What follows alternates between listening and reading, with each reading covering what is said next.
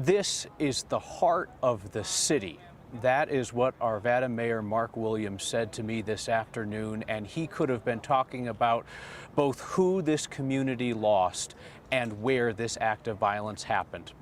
Moments ago, there was a procession for the veteran Arvada police officer who was shot and killed this afternoon, responding to a call in Olde Town, just outside this city's library. A procession that stretched miles in length with first responders from up and down the Front Range coming here upon hearing that a member of the Arvada Police Department had been killed in the line of duty. First time that's happened in more than 40 years.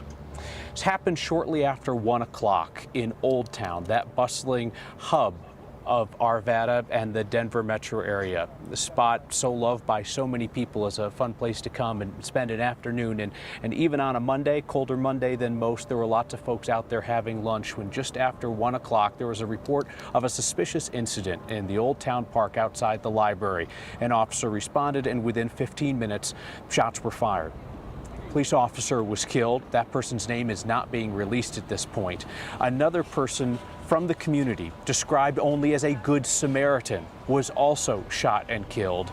And the shooter, the gunman, was shot and killed as well.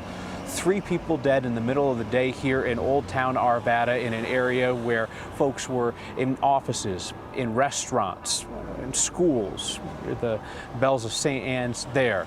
This is a busy part of the community on any day. Our Katie Eastman had a chance to talk with some of the folks attempting to process what they saw and heard today. Katie? Yeah, Kyle, it wasn't until around 1:30 that anyone that was in those businesses working, one person getting a tattoo, drinking beer, having lunch, that they knew anything was wrong because they heard shots fired. And that's when they were told to shelter in place. They went to the back of wherever they were, wherever they could feel the most safe, and they waited. They waited, some of them for about an hour, until they were able to walk away from this block and go home and process what had just happened. One woman told me during those moments, she sent a text to her husband saying, "I love you and I love our daughters," because she wanted to make sure if those were her last words, that was what they would be. She was fine. She talked to us when she came out of the tattoo parlor that she had been in before. We talked to other people, employees at the Denver Beer Company, who saw a man shooting a gun. They saw him outside. My coworker Kelly, she spoke with another man that says that she saw the gunman shot by police. So many terrifying moments and traumatic moments, even for the people just waiting and wondering if they would be okay today.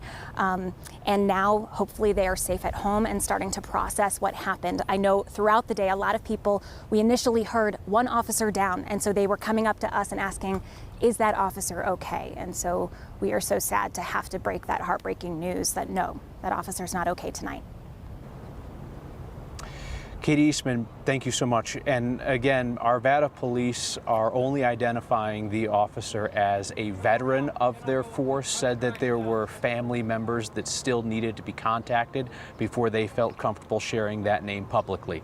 The name of the other community member who was shot and killed here today, the described Good Samaritan, also not being publicly identified.